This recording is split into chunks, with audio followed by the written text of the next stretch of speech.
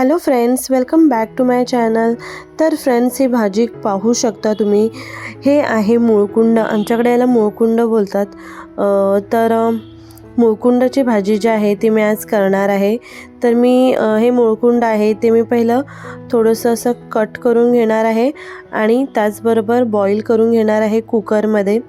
अगदी आपल्याला 2 ते 3 शिट्ट्या काढून घ्यायच्या आहेत। अशा पद्धतीने मी कट केलेला आहे, तुम्ही पाहू शकता।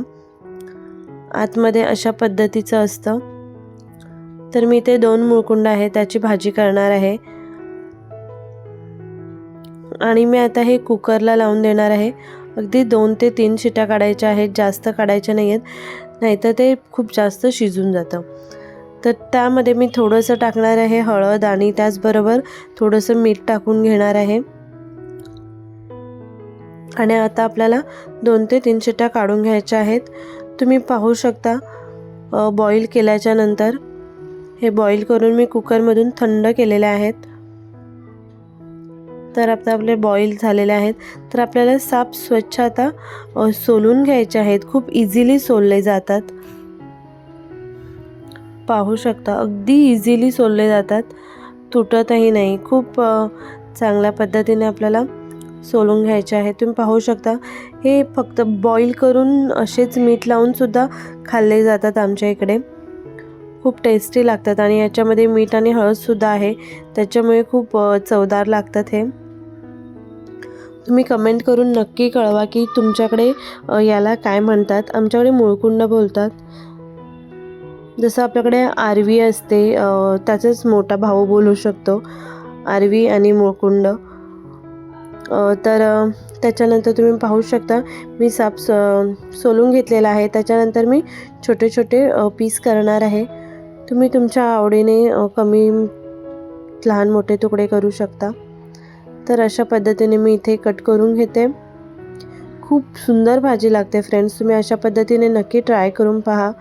आमच्याकडे याच्या भाजी म्हणजे एक तर फ्राय करून पण खाऊ शकतो आणि सेकंड आमच्याकडे जवळ्यामध्ये म्हणजे सुकटीमध्ये सुद्धा याची भाजी बनवतात। तर तुम्हाला नक्कीच जर आवडत असेल खायला किंवा पाहायला तर मला नक्की कमेंट करून कळवा, मी नक्कीच तुमच्यासाठी बनवेन। तर अशा पद्धतीने मी इथे कट करून घेतलेला आहे, तुम्ही पाहू शकता क्यूब सारखे। तर आता इथे मी याच्यासाठी एक मसाला तयार करून घेणार आहे, ज्याच्यामुळे हा भाजीला खूप वेगळी चव येते आणि खूप टेस्टी लागतं। तर त्यासाठी लागणारं जे साहित्य आहे ते सुद्धा मी सांगते। तर इथे मी ओलं खोबरं जे आहे ते यूज करणार आहे, ओलं खोबरं। त्याचबरोबर इथे मी खूप सारी कोथिंबीर घेतलेली आहे, मिरची घेतलेली आहे हिरवी आणि त्याचबरोबर लसूण आणि ही पेस्ट तयार करून घेतलेली आहे, तुम्ही पाहू शकता।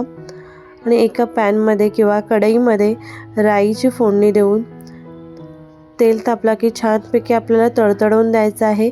राई आणि जिरं टाकायचं आहे, त्याचबरोबर आपल्याला हिंगसुद्धा टाकून घ्यायचं आहे आणि तडतडल्याच्या नंतर आपल्याला इथे जो आपण वाटण तयार केलेला आहे तो टाकून घ्यायचा आहे। वाव, तुम्ही पाहू शकता कलर खूपच यम्मी दिसतंय, नाईस एकदम आलाय कलर, ग्रीन कलर। तर अशा पद्धतीने आपल्याला जो वाटण आहे, जो मसाला आहे तो तेलामध्ये थोडा परतवून घ्यायचा आहे आणि यामध्येच आता आपल्याला मसालेच टाकून घ्यायचे आहेत। तर इथे मी हळद आणि काश्मीरी रेड चिली पावडर टाकणार आहे, कारण मी तिखटसाठी वाटणमध्ये मिरची टाकलेली होती, त्याच्यामुळे आपल्याला तिखट मसाला जो आहे तो कमीच टाकायचा आहे। मी इथे इग्नोर केलेला आहे, फक्त मी रेड चिली पावडर कलरसाठी थोडीफार टाकून घेतलेले आहे आणि हे व्यवस्थित मिक्स करून घ्यायचं आहे आणि छानपैकी 2 ते 3 मिनटं कढल्याच्या नंतरच मी इथे आता आपली मुळकुंड ज्या आहेत त्या टाकून घेणार आहे आणि ते टाकल्याच्या नंतर आपल्याला शिजलेल्या तर आहेतच, फक्त आपल्याला मसाला त्याच्यामध्ये जाईपर्यंत आपल्याला थोडंसं शिजवून घ्यायचं आहे आणि अगदीच 2 ते 3 मिनटं झाल्याच्या नंतर तुम्ही पाहू शकता मी मुळकुंडा टाकून फक्त 2 ते 3 मिनटं अजून परतवून घेणार आहे आणि थोडंसं भाजी मी सुकी करणार आहे अशा पद्धतीने. थोडी भाजी ड्राय झाली की तुम्ही खाऊ शकता. भाकरी, तांदळाची भाकरी आणि चटणी बरोबर ही भाजी अतिशय सुंदर लागते. तर फ्रेंड्स, तुम्ही नक्की ट्राय करा.